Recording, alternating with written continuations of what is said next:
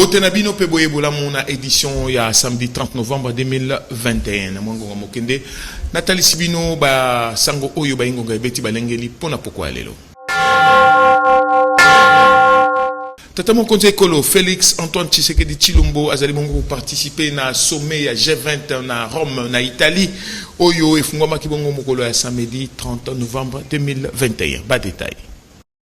Akomaki Rome na Italie mokolo ya vendredi 29 octobre 2021, Wapi Esengeli a participé lokola invité na sommet ya G20 pour na ko représenter Afrique na kotalaka ndenge ye azali président en exercice ya Union africaine. Sommet oyo efungwami mokolo ya samedi 30 octobre 2021. 10h local nde ba diriger à G20 babandaki kokoma moko na site ya sommet ya Rome oyo babengi convention centre la nouveau la. Tata Mokonzi Ekolo Félix Antoine Tshisekedi Tshilombo ye akomaki na 10h50 pe ayambamaki pa ya premier ministre italien Mario Draghi. Tata Mokonzi Félix Antoine Tshisekedi akotaki sima ya président ya Conseil européen Charles Michel. Numéro 1 ya Congo démocratique. Na molongo ya liboso elongo na bakambi mosusu bazwaki photo na auditorium oyo ezalaki dressé. Wapi drapeau ya Congo démocratique pe ezalaki kopepa. Sima étape protocolaire oyo bakambi ya G20 babandaki bongo masolo na bango pona ko définir ba priorité ya prochaine phase ya mobilisation ya COVID-19.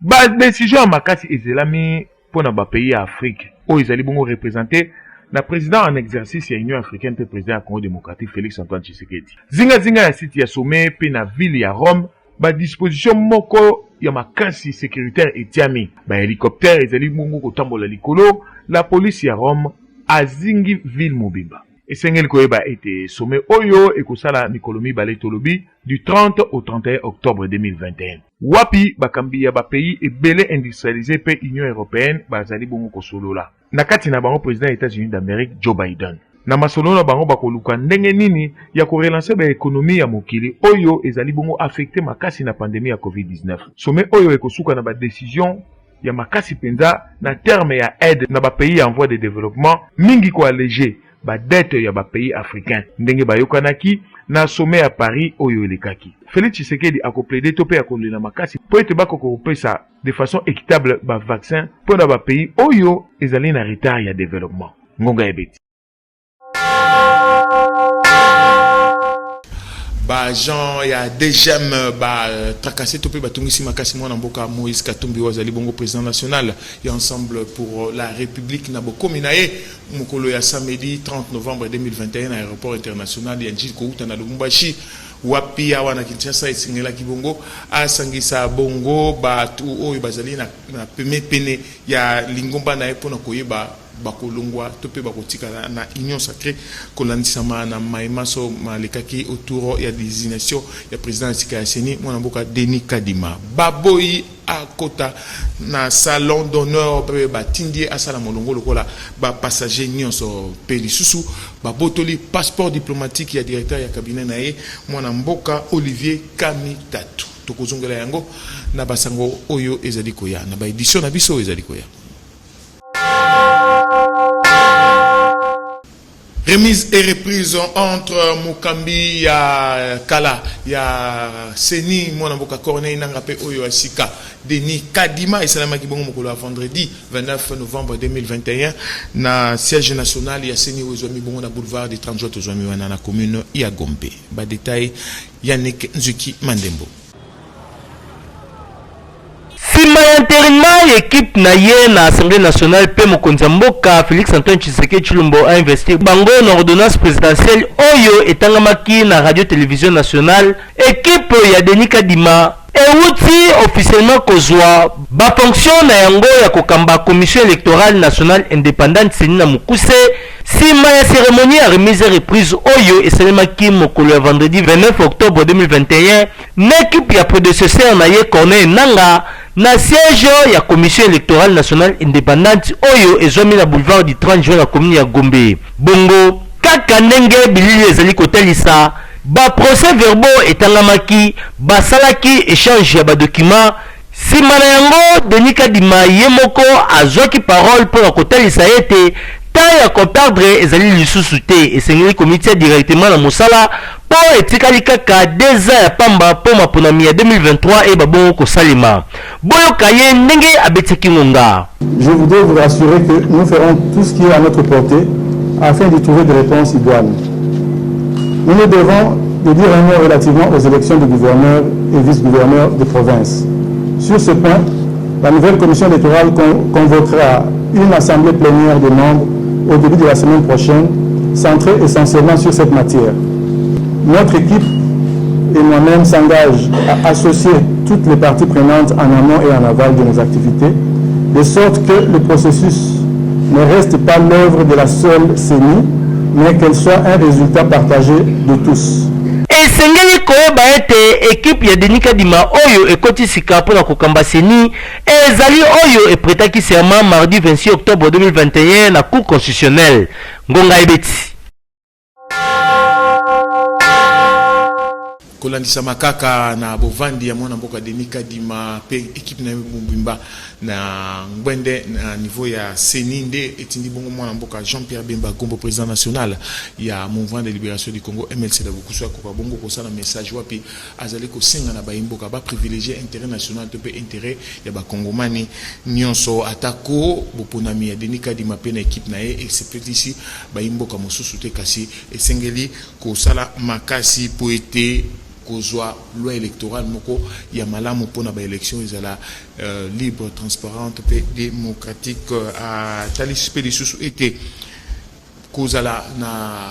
membre na bureau ya CENI et la cité ko gagner maponomi pe kozanga membre na bureau ya CENI et la cité ko pola maponomi pona ye esengelinde kozala na CENI ya makasi et non kozala na président ya makasi na moto ya CENI to kozongela yango na ba détail na ba édition ezalikoya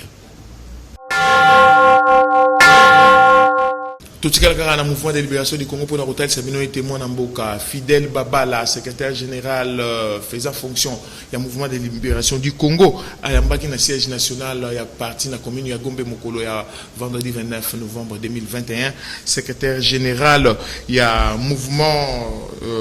humaniste de l'éveil de la conscience mec na beaucoup c'est oyo ayaki bongo kosolola poye na koyeba ndenge nini bakoki kotambola lisusu elongo na mouvement de libération du Congo po ete Congo ekoka bongo kobongwana bolanda. Journée ezalaki très chargée pour na Fidèle Babala oyo azali bongo kosala mosala ya secrétaire général ya mouvement de libération du Congo mokolo ya vendredi 29 octobre 2021 sima ya koyamba bayi alliance des valeurs républicaines AVR na Bokuse Fidèle Babala azalaki lisusu na masolo na bayi mouvement humaniste d'éveil des consciences mec na Bokuse oyo ezongi lisusu na nzela ya MLC ndenge ezalaka kala pona koluka koyeba lolonge nini bakoki koyokana pona kotambola lisusu elongo na tina ya kopesa bana Congo démocratique changement. Président MEC Albert Mpeti atalisaki ete président national ya mouvement de libération du Congo mwana mboka Jean-Pierre Bemba nde azali moto oyo akoki komema changement to pe bolamu na vie ya bayimboka boyoka ye ndenge abeti ngonga bana bazongi na ebonga na bango ya kala politique basala kango pona lumeya ya lopango te politique basala kango pona libota mobimba nation congolaise dans son ensemble dans sa diversité politique ezali devoir politique ezali mokumba politique ezali promontoire ya enrichissement te eza lokola mosala ya ki pasteur to sango asalaka pona communauté au regard ya vision na biso humaniste tomitunaki leader nini akoki kosalisa biso po tokoma na firmament tokoma na aboutissement ya ndenge wana kombo na moto toyebi o tosala na ye Jean-Pierre Bemba Ngombo mwana mboka Valentin Guérengo président interfédéral ya mouvement de libération du Congo azangaki te kobetisa ngonga bato oyo tokutana na bango lelo eza bato oyo toyebani ezali bato oyo tozalaki na bango na ndako batambolaki bazongi na ndako na bango tokoloba teke tosangani na bato oyo toyebi te mpe tokobanga lobi eloko nini ekoya tozali be moto moko tosangani mpo toyebani mpo tokende na maponami na niveau nyonso et na elika ete bosanga na biso ekobotambuma ya malamu. Ngonga Ebeti.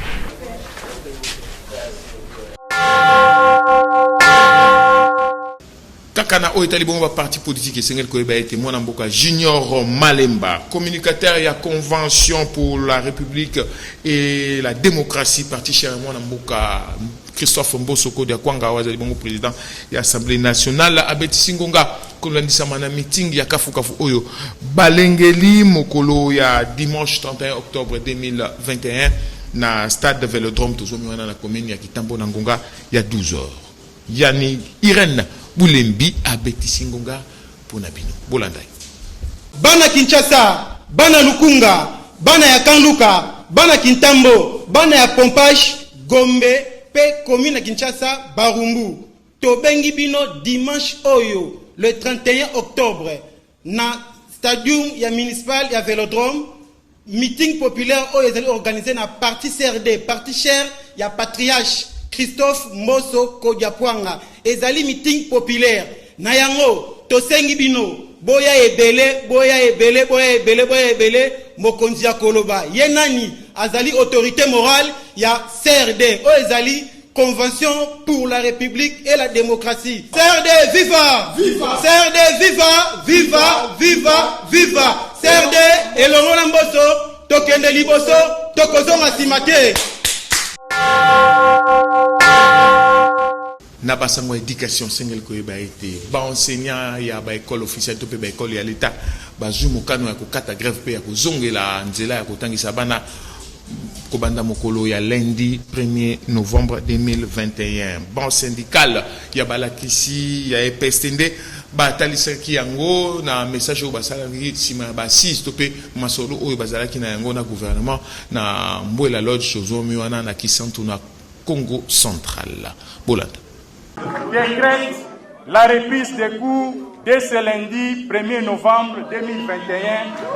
sous les attentes ci-après. Bazui mokano ya kokata grève pe ya kozongela nzela ya kelasi pona kotangisa kobanda mokolo ya lundi 1er novembre 2021. Na déclaration oyo ba syndical ya ba enseignant ya EPST basalaki mokolo ya vendredi 29 novembre 2021 na suka ya basisi to pe ya ba discussion oyo bazalaki na yango na Kisantu na Mbwela Lodge na Congo central elongo na ba membre ndambo ya gouvernement wapi tokokaki komona ministre ya fonction publique mwana mboka Liaou pe ministre ya EPST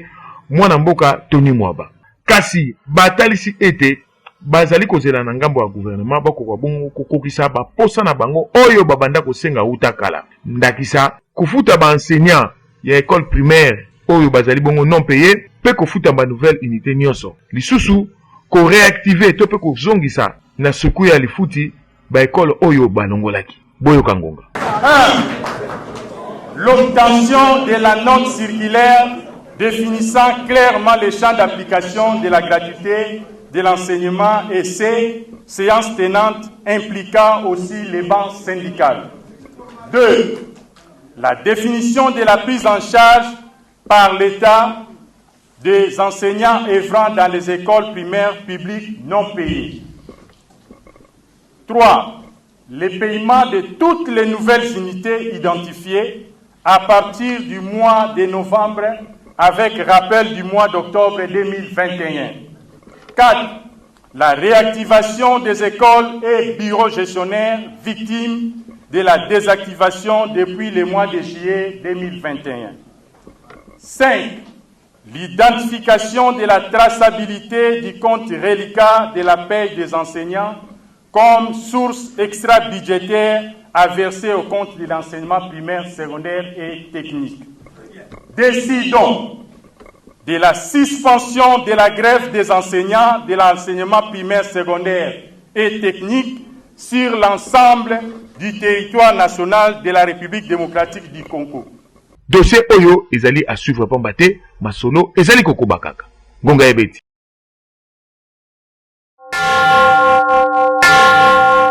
Nangambo mosusu bato bakati grève pe nangambo mosusu bato bazongeli susu grève ndakisa awa na radio télévision nationale congolaise RTNC na beaucoup c'est wapi ba Jean bazongeli grève pe bakani ko sala manifestation moko ya kafu mokolo ya lundi 1er novembre 2021 pona ko senga ete bakuka bongo ko bungisa ba condition na bango ya mosala pe ba condition na bango ya kobikela to pe ba condition de vie ba ko sala mouvement yango na site ya RTNC o ezo mi bongo na commune ya Lingwala boyoka bango ndenge ba beti ngonga na micro ya Pati Ntsumba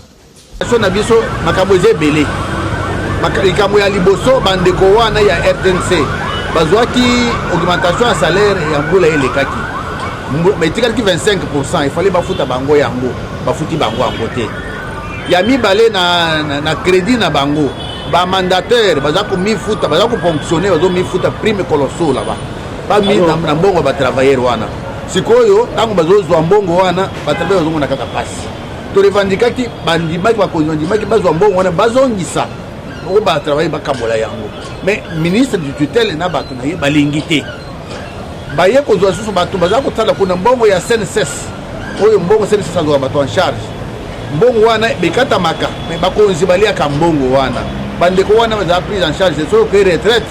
okufi na yo ka pamba bacho na mupanzi poke sima okufa na yo balongola bacha moto mususu alors so que retraite bakopesa le côté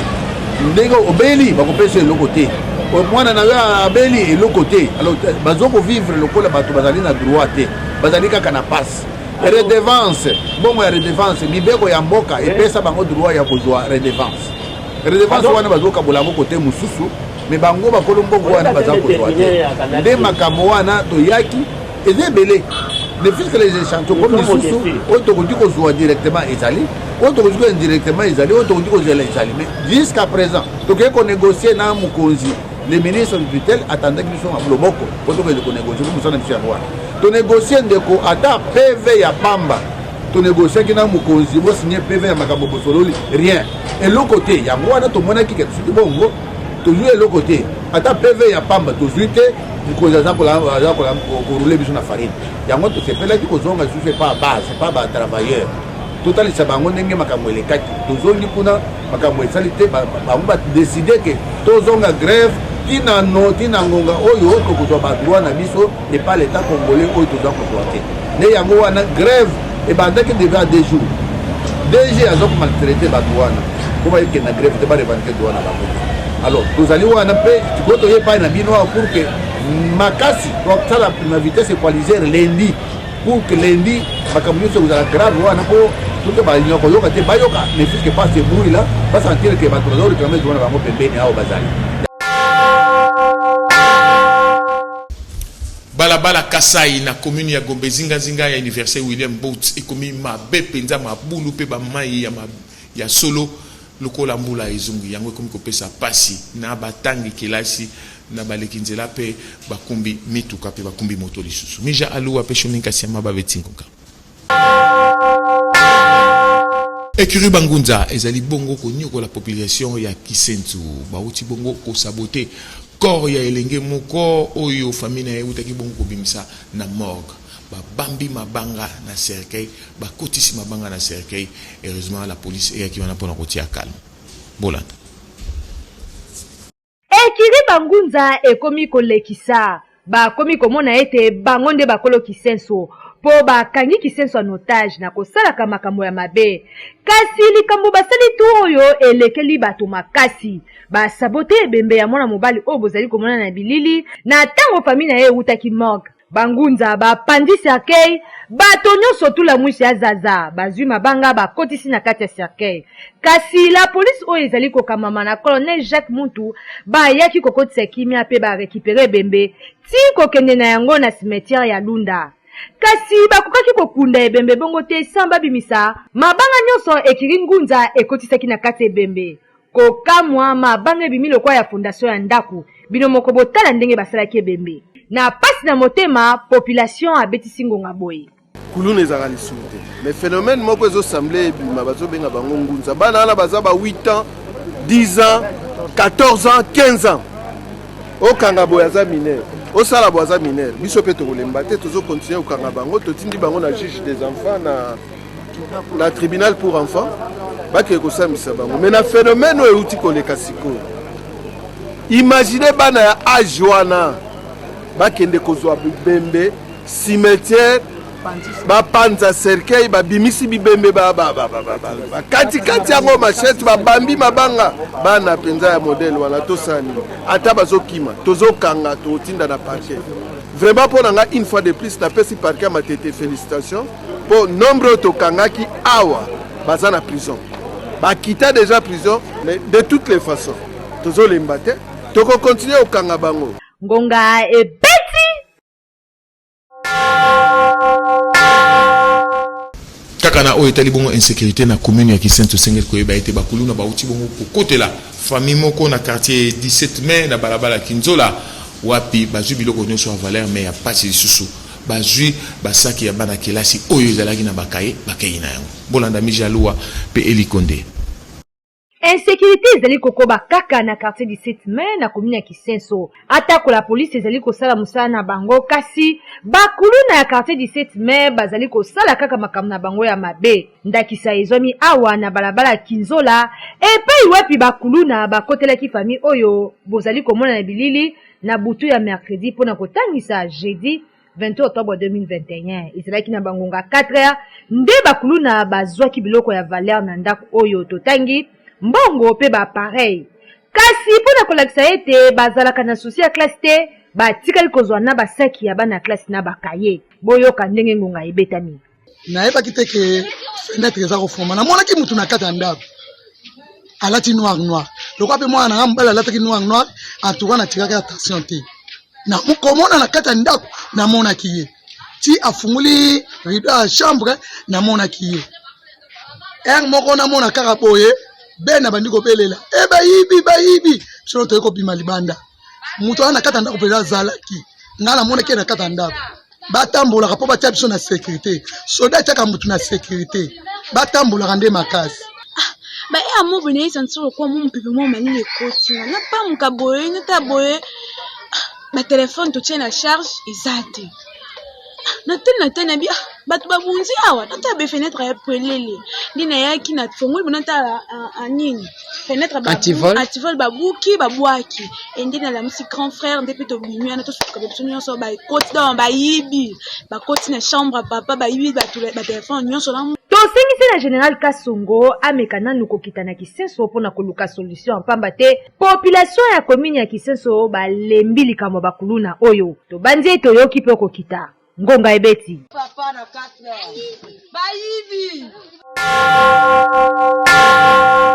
awande na zundingisa ya kosukisa édition ya samedi 30 novembre 2021. Merci na bino baso bonandi biso uta commune ya Njili mingi penza na quartier 8 quartier 1 quartier 9 quartier 7 quartier 6 pe quartier 9 to bosanité banani so bazwami na quartier Sekomaf. Merci l'équipe technique nyoso o esunga kingai nde tokutani mokolo ya dimanche 31 novembre 2021 pour na basangwa mutu ya bolandaki na semaine tozali kosisa boboto o mabota mabino.